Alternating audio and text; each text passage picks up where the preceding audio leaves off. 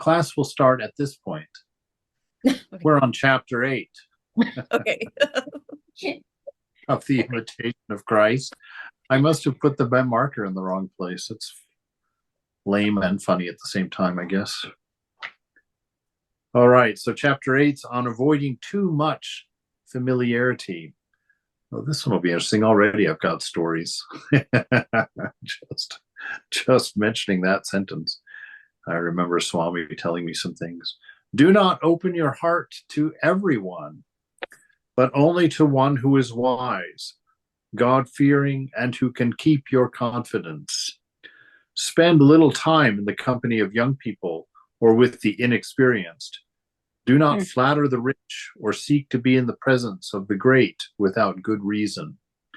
So these are all just methods of guarding egoism, name and fame. Don't associate with great people, or don't desire to associate with great people without a good reason. Don't just be a hobnobber to be seen, So, yeah, just like that. Don't seek that with young or inexperienced people,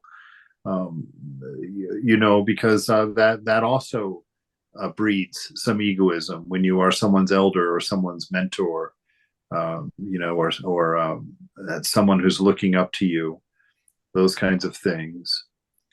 And don't be too quick to open your heart, to share your secrets, to tell of your life.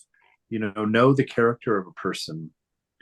That's what he's saying here. Someone who is wise, someone who has a respect for the divine, and someone who will keep your confidence. Somebody who won't be nice to you and get the information from you, and as soon as you walk the room, you'll be like, "Oh my God, did you hear what Swami C is up to? Oh, did you hear what he just said? He just, oh, he called his body his own." So don't hang around those people.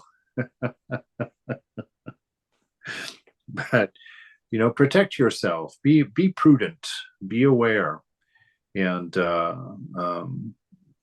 probably something along the lines. Although it's such a harsh statement, when Jesus says, "Don't cast your pearls before swine."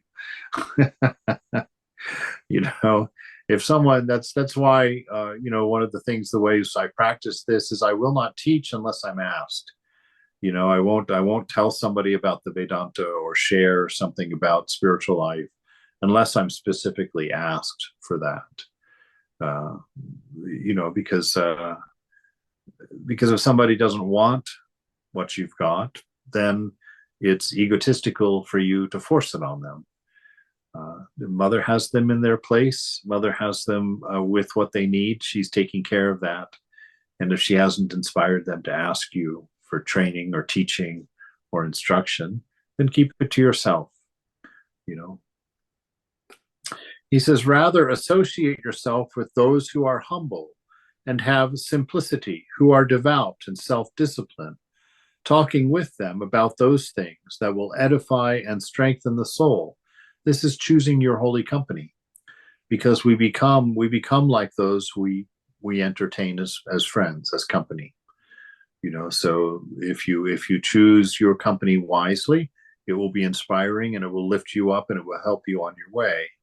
If you choose company that is unhelpful to your spiritual ideals, it will drag you down, it will slow you down, and can even break your spiritual habits.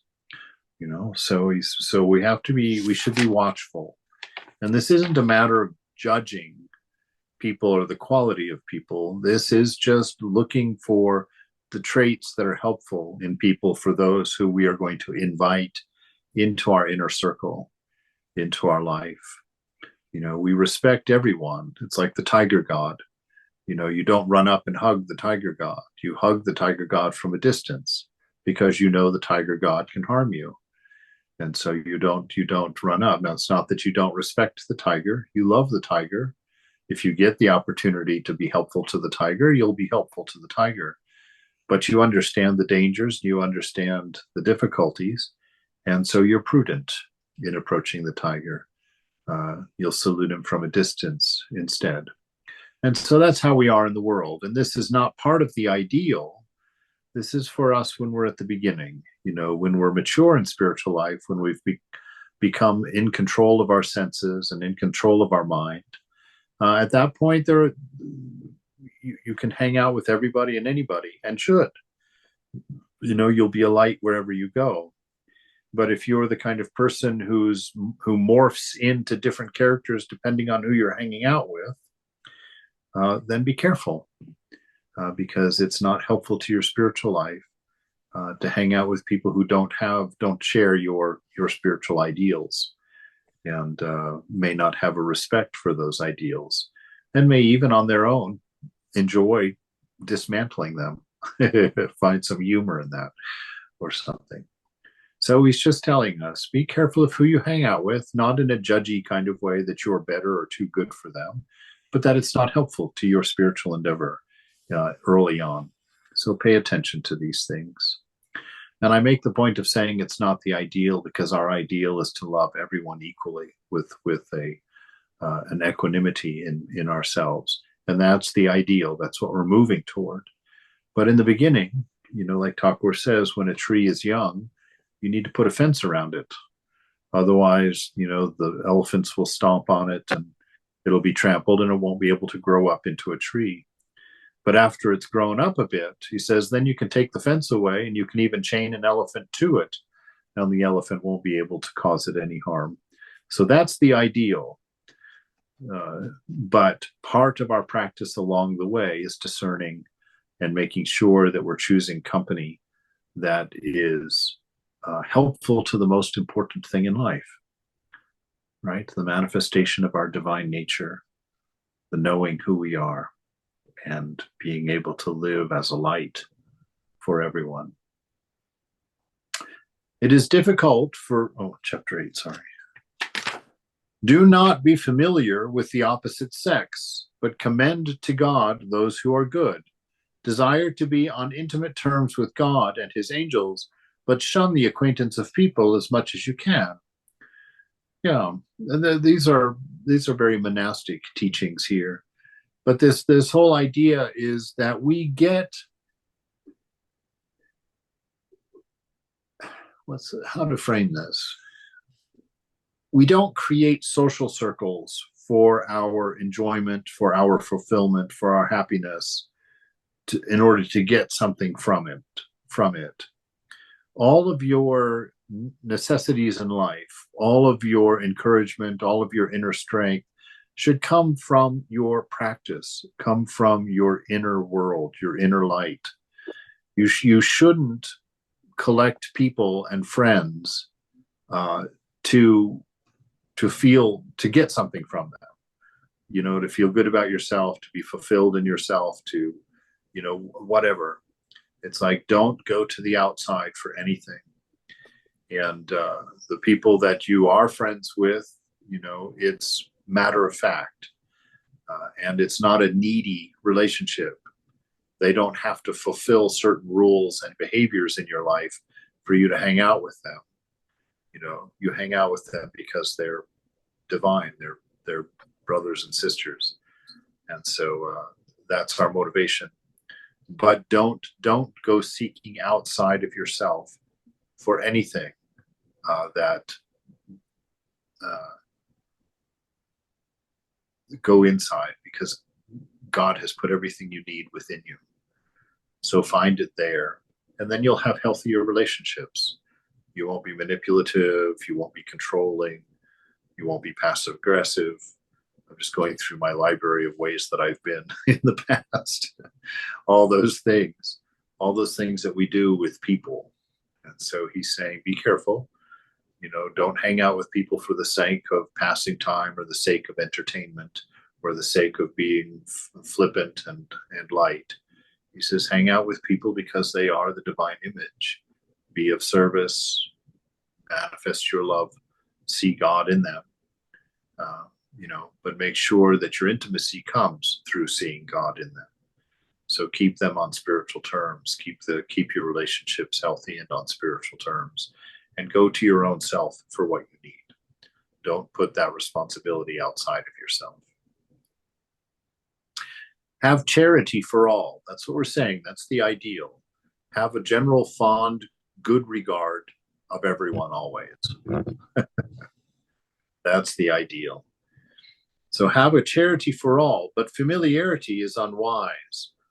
Being a little just too relaxed with each other. There should be always a level of respect and a level of self-control for the spiritual seeker. You shouldn't let your hair down too easily with those around you. Maintain a certain decorum because it's good. It's good for the discipline within. It's good for the relationship, and it will help to take you forward in your spiritual life. Have charity for all, but familiarity is unwise. Sometimes it happens that we know someone only by fame, but when we meet that person, we are often disappointed. And sometimes we think we please others by our presence, when in reality they come to dislike us because of the fault that they have seen in us. Right? So these are just different ways that relationships can become strange. And in the Sangha, that's why we confess our sins one to another. Because we don't want to pretend to be something that we're not. It's not helpful to you. It doesn't help you to have people have a higher opinion of you than what you have of yourself. That's not helpful for you, and it's not helpful for you to need the opinions of others around yourself. So this is what he's saying here, that by nature we're going to disappoint each other because we're still in delusion. And even if you're not in delusion, the person you're hanging out with might be in delusion. And in their delusion, they're going to dislike you or judge you or be angry with you for some such thing or another. So it's important. Jesus says, in this idea of having a fond regard for everyone, Jesus says, in as far as it has to do with you, live at peace. Right? So he's saying, yes, make your effort to be at peace with everyone. But you don't have to be at peace with everyone. In as much as it has to do with you, he says, be at peace.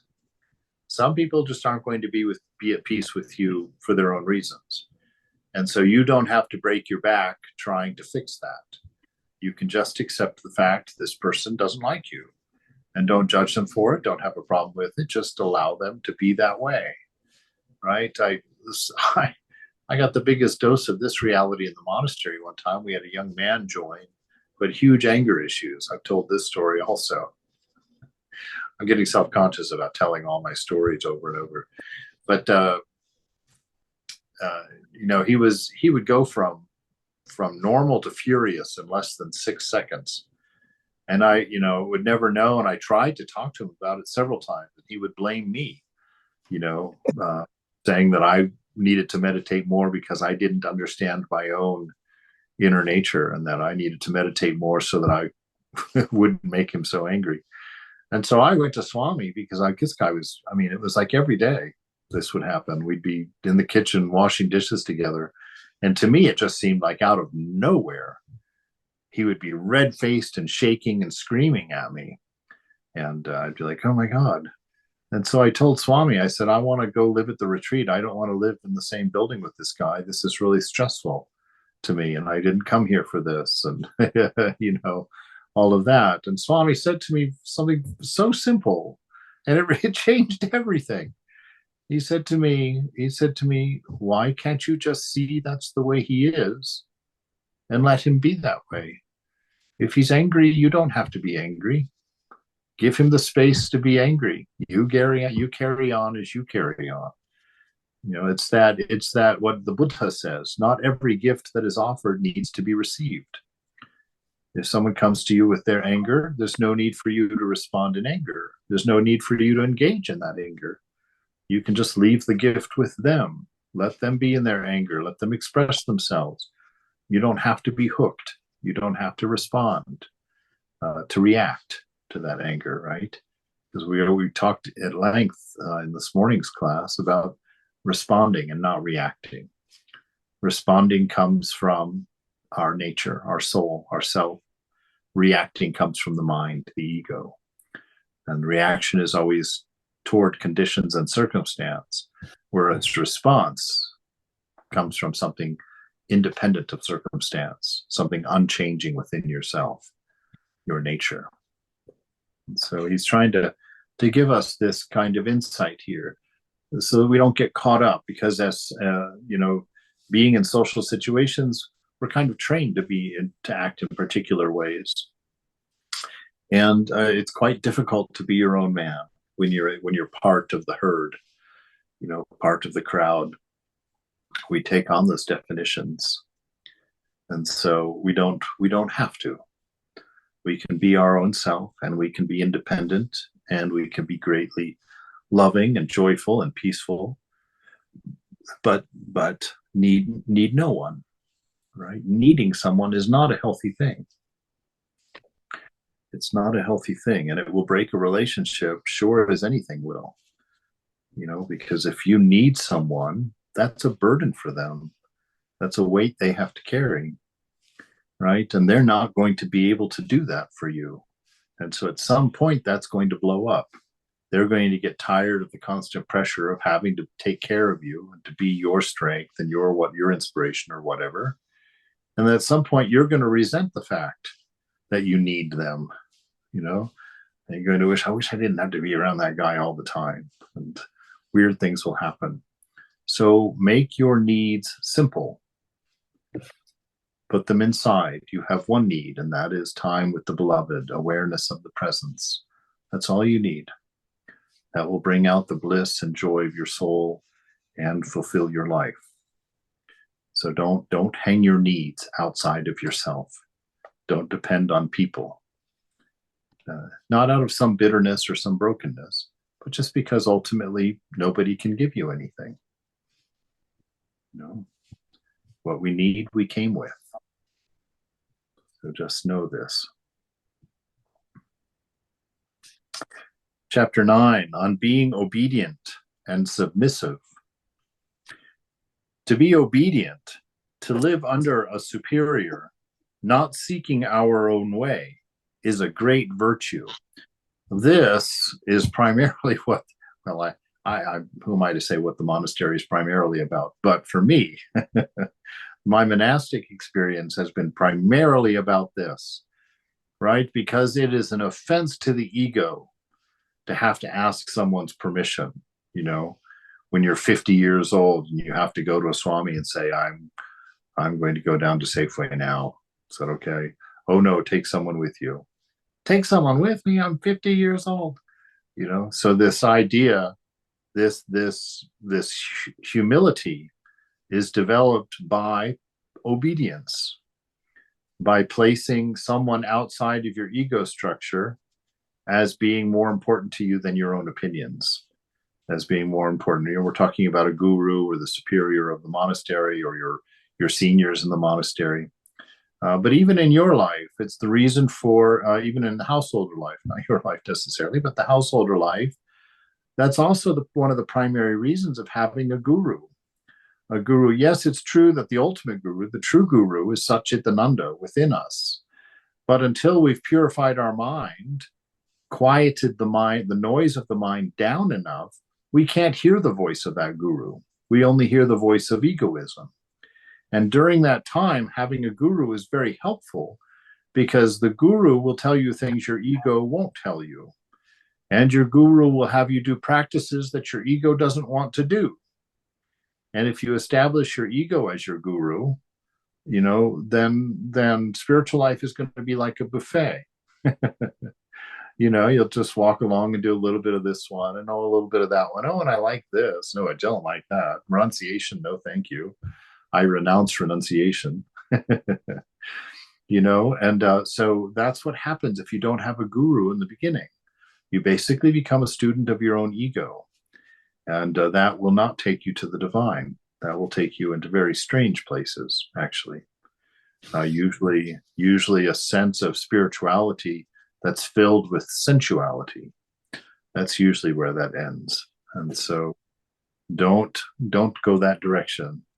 So having a guru, listening and being obedient to those who you've placed yourself under, is a great virtue. because it takes humility. It takes a humble heart to do that. It is safer to obey orders than to give them for the same reason, right? I say this about opinions. It's best to have no opinions. And if you can't manage no opinions, keep them to a minimum, because your life will be much more peaceful, and it'll be much easier to maintain that inner peace, that inner tranquility, if you just don't form unnecessary opinions, right? Let things go on as they go on. Don't have a preference. Don't have an opinion about how it should be. Be supportive of how it is. Ah, great. Perfect. So it's safer to obey orders than to give them. Many obey more out of necessity than for charity's sake. These find it burdensome and complain easily.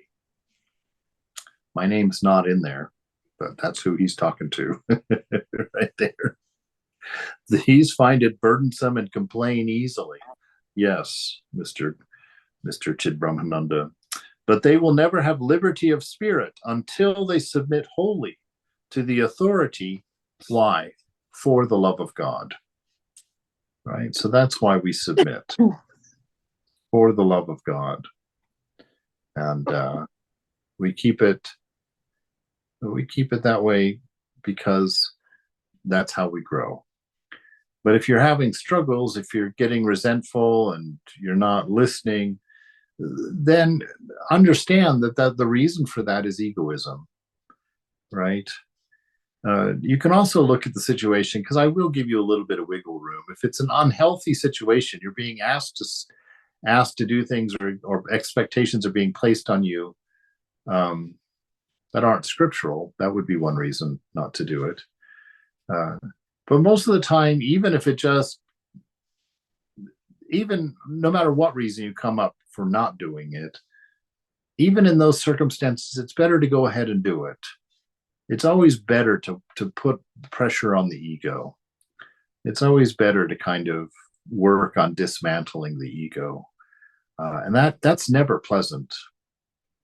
You know, the ego does not want to be dismantled. It wants to be coddled and encouraged and loved all the time, and lied to all the time. So it's important to not be ego driven, right? And having lots of opinions, being a bossy person, expecting people to do it your way. These are all signs of egoism. You can always tell working in the kitchen with somebody, you know. If there's nobody with big egos, it goes very easily. It goes very nicely. Everybody is in a pleasant mood. Everybody's cutting their vegetables and frying up their whatnots like that.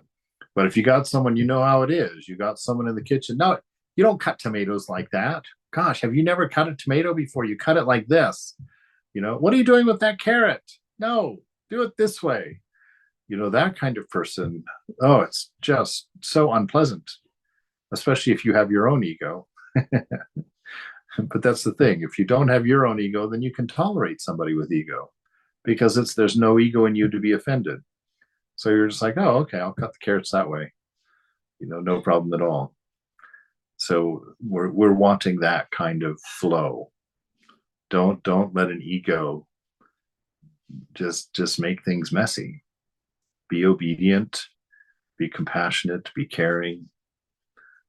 Don't have an opinion unless you need it, and let things go on as they go on, and only instruct or teach when you're asked.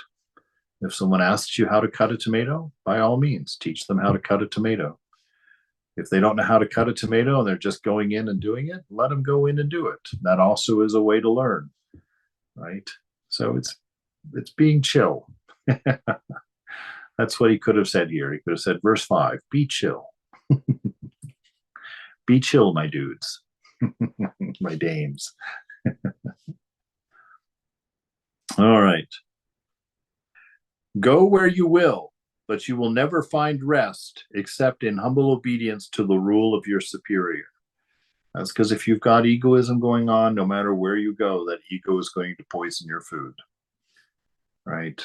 So obedience, submission to the divine will, openness to being taught, openness to doing things in a different way than what you want to do. All of these things you will find rest for your soul through those practices. They may be difficult at first, but they will train you in a way that will make your life more fulfilling for you, more beautiful for you to experience. Many are deceived by thinking that a change of location will solve their difficulties. Oh, goodness. Wherever you are, there you are. Very rarely does changing circumstance change you. Very rarely. There are times where that can be helpful, but always take the tack that Mother has you where she wants you. And if you're feeling like you're going to change that, then do some introspection, do some discerning. Where is this coming from? Is this coming from an egoism, from a restlessness, from a dissatisfaction? Where is this coming from? And look carefully within, because for someone who's in touch with their divine nature, externals don't often make a difference. You know, we look at St. John of the Cross. He was beaten every day, you know, for a couple of years by the brothers for a made-up thing that he was accused of by a local politician, you know, and there was no truth in it. But every day he bore the beating, never complained, never spoke out against it. He was locked in a small closet for that whole year, you know, and it says that he had the skin on his back was all broken from the beatings, and that his tunic had healed into those wounds. You know, there was no bathroom in that little room, and they wouldn't take his chamber pot regularly. And so he sat in there, and you know what happened to him in there? He had his enlightenment experience. That's what happened to him in there. He bore all of that in peace, and bore all of it with patience, accepted it all as it came. And then one night he has a spiritual experience where he's shown how to get out of the cell, and he makes his escape and climbs over and actually goes to a convent where he's given refuge, and all the life changes from there. But you see, there's virtue in accepting your condition where you are and making the best of it. Where you are, there you are. Wherever you are, there you are. So don't go. Yes. Is that Brother John, you said? St. John of the Cross. St. John of the Cross, is it? Yes. Okay. It's this is a great book. It's a big tome, but it's a great book of his teachings. The collected works of St. John of the Cross. Okay. Yeah. Thank you. Yeah, he had his enlightenment from that experience. Very difficult time that he went through. So, yeah. So this comes with that teaching we talked about of non-resistance. God is everywhere present and always perfect. So that's how we approach the moment. God is here. God is present, and God is perfect in this moment. And that's the important part.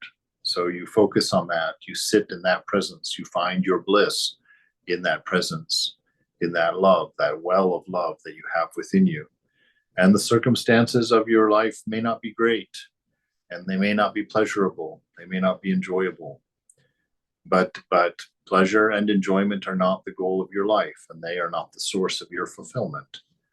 The pleasure and is just seeds of more desire.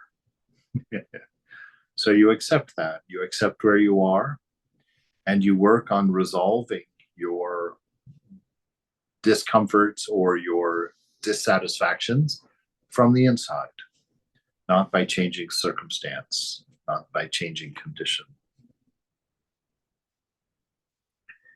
In reality, all of us are inclined to do our own will and to agree more readily with those who hold our views. Naturally, right?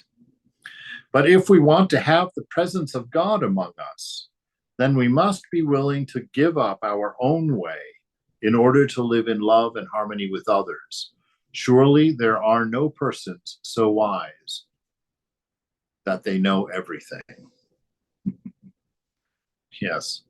So this is it. If you want to have the presence of God among us, then we must be willing to give up our own way, right? Because our own way is based on a wrong idea of who we are.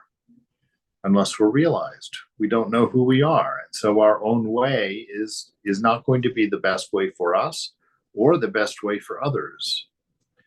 And so until realization, we should be ready and willing to give up our own way for the sake of love and harmony with the community, with others, right? So even if that's not the way you would do something, if that's the way the group is doing it, let go and get in line, surrender that ego and go forward. And there'll become a time when you're senior. There'll become a time when you've become holy, when you've become established in the silence of the shrine. And at that point, all of this will be natural to you. All of this will happen of its own accord. But it's when the ego is active and when the ego is strong that we have to press against it as practice. When we feel annoyed by someone, consider it a gift, because Mother is showing you where the boundary of your ego is. And so if something's annoying you, it'd be great. Pay attention to where and why it's annoying you, and go in there and remove the opinions. Go in there and remove your requirements that are being violated, because that's what annoyance is. Someone's violating your sense of how things should be. And so it's a marvelous opportunity to remove your ego. So if you feel somebody annoying you, first question you ask, who is there to annoy and who is there to be annoyed? Which means remind yourself of the oneness in that person, their oneness with you. That's the first thing. And understand that what is there to annoy? An ego there is to annoy. And what is there to be annoyed? The ego is the only thing that can be annoyed. So it's not you that's being annoyed. It's impossible to annoy you because you are that divine self, equanimous in all situations. You can't be annoyed in your nature. So if you're being annoyed, it's the ego that's being annoyed. And if you think you're being annoyed, that's because you've identified with your ego. And when it's annoyed, you're annoyed. And that means you're stuck in a place that you have to work through in order to see a bigger picture. So this is what he's teaching us for here. Therefore, listen to the opinions of others and do not trust too much in your own point of view. Perhaps you are right, but by setting aside your own will and following another out of love for God, you will profit by it. Okay? So this isn't saying you just become a willy-nilly, a guy that just has no self-esteem and no belief in himself and just is always doing what everybody else says.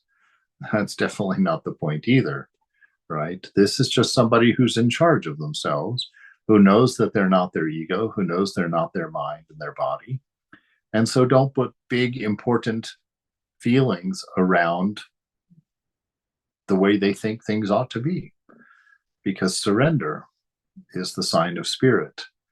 We surrender will, we surrender our ideas, we surrender our opinions and our ways of doing things, not because they're right or wrong, but because they're unimportant. The most important thing is love. And so if anything that's going on is countering that or being problematic to that, we move, we change, we let go. I have often heard it said that it is surer to take advice than to give it. Indeed, that would be another little piece of offering there. Do not offer advice unless you are asked for advice. Do not offer advice unless you're asked. Do not offer an opinion unless you're asked. Do not present the way you think it should be done unless you're asked. Do not teach spiritual matters unless you're asked, right? These are all ways that we prevent ourselves from becoming egotistical. So I've often heard that it is surer to take advice than to give it. It is good to listen to every person's advice, but when it is sound, to disagree is sheer stubbornness. Right? So be willing to listen. Be humble and think that you can learn from everyone and everything. So be willing to be taught by everyone and everything.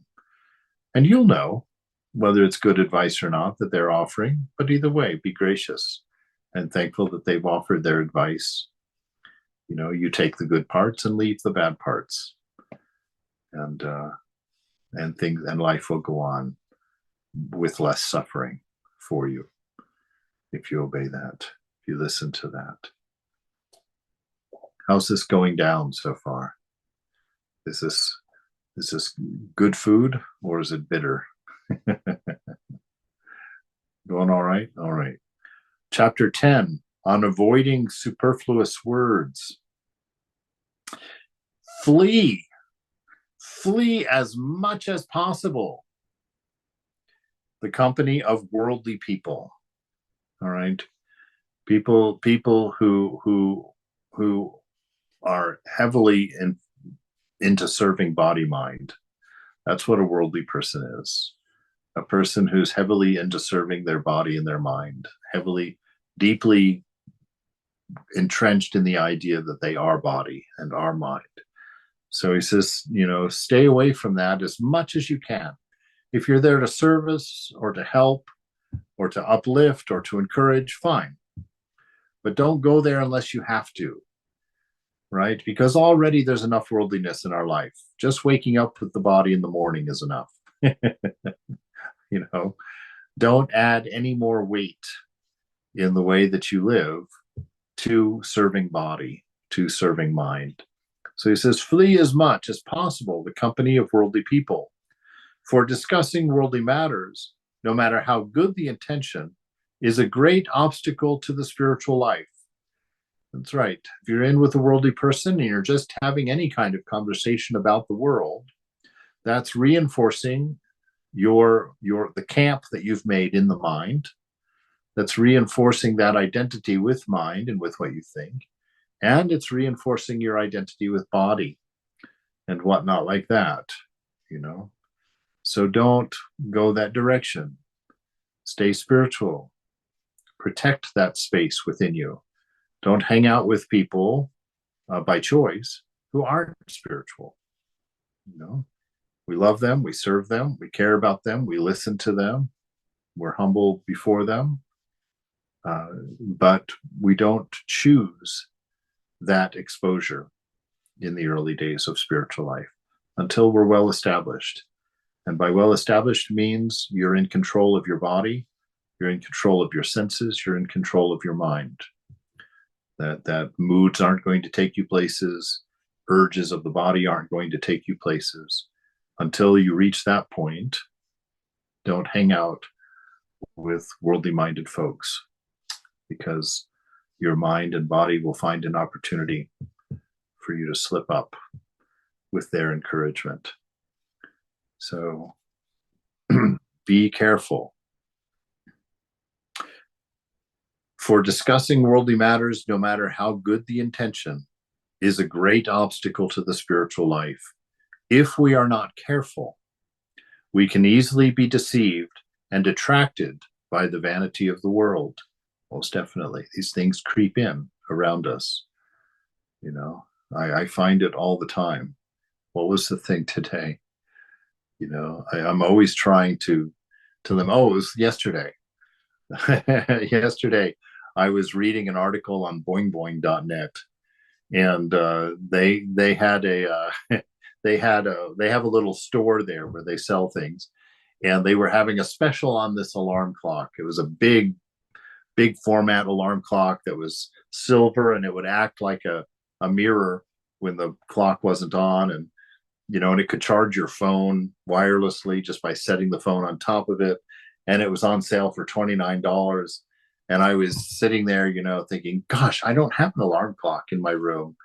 I always use my iPad. I always have to wake up in the middle of the night and look around from my iPad and double tap it so that the time comes up. And I thought I should get an alarm clock. And I myself so convinced I needed this an alarm clock. And I said, my brother Chit Brahmananda, you have been living in this room for a year and you have not needed an alarm clock. I think that you're fine without an alarm clock. Don't buy an alarm clock. Right. And so this is just always watching ourselves. If you go to someone's house and they have beautiful alarm clocks, you're going to that desire for a beautiful alarm clock is going to water a seed in your mind.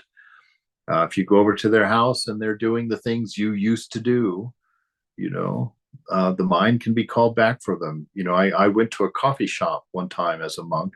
I've actually gone many times, but one particular time when I was still a brahmachari, I wasn't a swami. I went to a coffee shop in San Francisco, and one of the nuns saw me there, and she went and told Swami when he got back from his trip to India. And Swami called me into his office, and he said, "Oh, it seems you were in a coffee shop." It's like, inside I was more upset by how he found that out than I was about myself being in a coffee shop. But I was like, "Yes, Maharaj, I had some coffee. I was on a walk." He says, "See, it is not such a bad thing. That's not my point."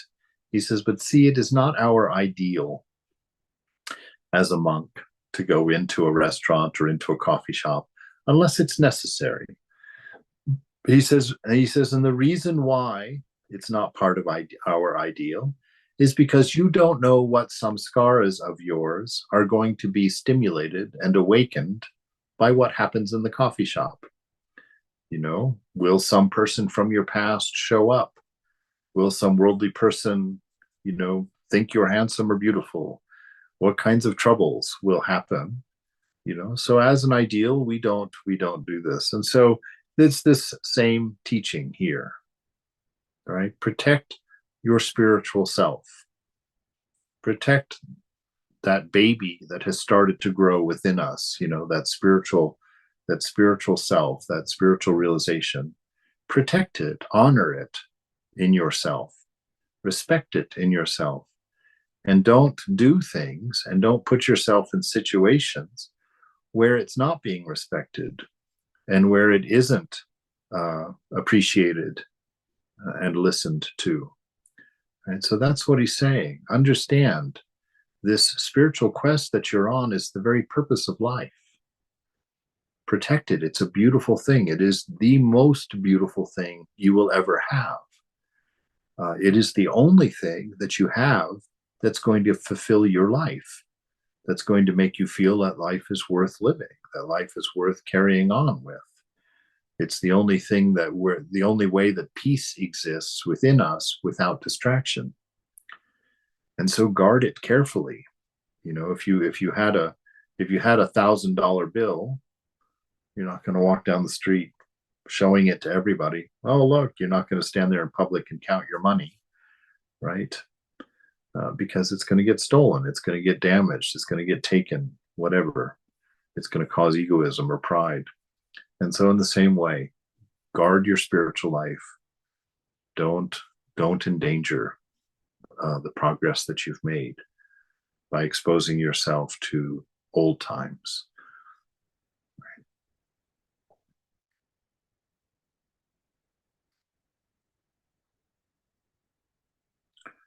If we are not careful, we can easily be deceived and attracted by the vanity of the world. Often I regret the things I have said and wished that I had not spent so much time in worldly company. We think that by getting together with others, we will be a comfort to one another and find relaxation by discussing the things that burden us. But the end result of all this gossip about things we like or dislike only leaves us with a guilty conscience. There was a time in San Francisco at the Lake Tahoe retreat. It was the afternoon, which was the free time. And I was sitting on the back porch, and there were a whole bunch of women devotees sitting around me. And I was telling jokes and basically just being a showman, just just living it up. And Swami comes out and he sees me and he says, wiggles his finger like this and tells me to come inside. So I get up and I go inside, and he says, "See, you are a monk. It is not good to be so showy as a monk. Be discreet, be discerning." He says, don't spend your time in things like this. And so I excused myself, and went did something different. But it's that notion: guard your spiritual life. Don't do the things that feed your ego, even though you think they're who you are.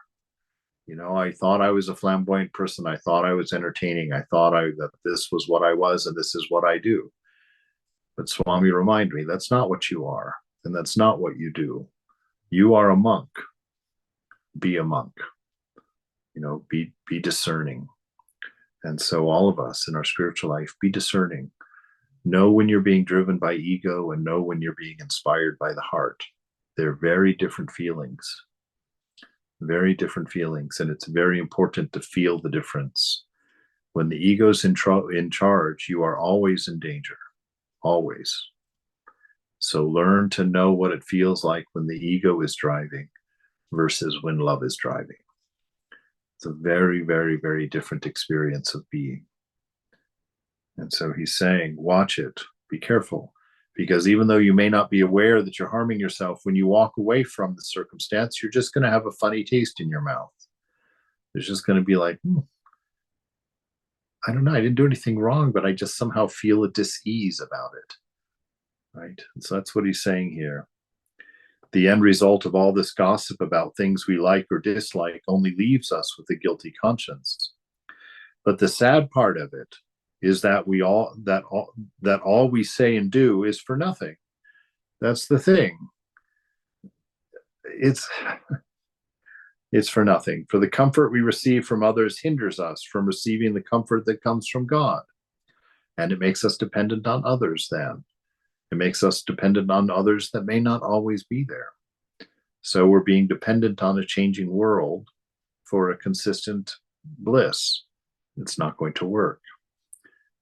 Things that please the mind, things that please the body, do not please the self within. That's why life can be so frustrating to a worldly person, because we're always trying to find fulfillment and are always somehow coming up short. And so, and in those times when you do enjoy a good laugh with your friends, nothing was accomplished. Does that mean you can't laugh with your friends? No, it's not that way. This is just watching your inner life, respecting your spiritual life, and living as, knowing that it is the most valuable and the most important thing you have. That's all he's saying. Don't take your comfort from things outside of yourself. Don't, because things outside of yourself are not reliable, will not always be there, and are of the nature of change. So stay with that which does not change within yourself for your contentment. That is all you need. But the sad part of it is that all we say and do is for nothing. For the comfort we receive from others hinders us from receiving that comfort that comes from God. It is better to watch and pray so that we do not waste time in idleness.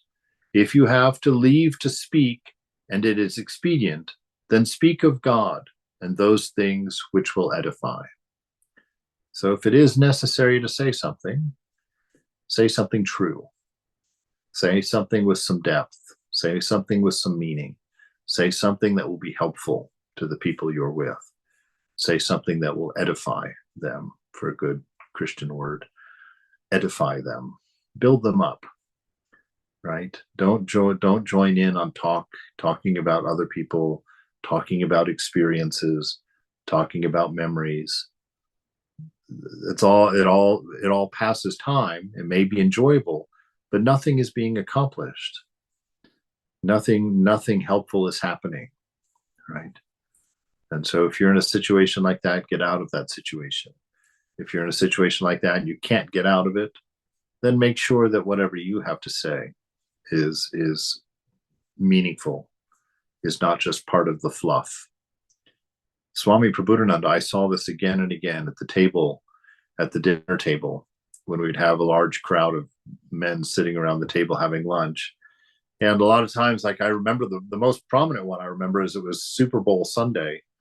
And we had like 21 guys in the monastery for lunch that day. And, everybody was talking about the Super Bowl and just sports and whatnot. Everybody except me, because I don't know anything about those things. But they were all talking about it. And I remember Swami came in and sat down at the table, and just in a couple of words, normal words, nobody was aware. I only was aware because I was watching how he was going to respond. But with just a couple of words, he took everybody's mind completely off of the Super Bowl, completely off of all the things, the frivolous things that they were talking about, and turned that conversation into a spiritual, helpful conversation without anybody being offended, without anybody being corrected, without having to make a show of it at all, because it's who he was. That's all. And as soon as he sat down and put out a couple of words, everybody followed along. And I watched that happen several times. And I thought, wow, what a great man to be able to change the flow of conversation in 20 people with just a couple of words and nothing else. I was at awe in that. So be that person. Walk into a conversation full of worldliness and without offending anyone, without making a show of your great spirituality, just throw out a couple of words that change the nature of the conversation to truth and not just vanity, not just emptiness. So do your best on that. The best way is to just be that way. Be that way inside, and your outside world will get in line. If you have leave to speak, and it is expedient, then speak of God and those things which will edify. A bad use or neglect of our spiritual progress makes us careless of what we say. However, devout conversation on spiritual matters is beneficial to the soul, especially when people who are congenial in mind and spirit are drawn together in God. So when we have like-minded people, then of course it's the easiest to be spiritual, and that's the point of holy company. So that we build each other up, strengthen each other. We don't undo our progress. We don't introduce ourselves to old samskaras and encourage people to remember days gone by, right? Because memories are the product of desire, and they produce more desire. Your memories are your attachments. So be aware of those attachments. Be cautious about them, because those attachments cause you to see the moment as imperfect. And seeing the moment as imperfect will cause desire, which will tangle you up in a future, an idea of a future, and you'll be lost. You won't find yourself. So all these sayings have nothing to do with others. All of these teachings have to do with realizing God, protecting that gem that's within you, and not letting it be violated.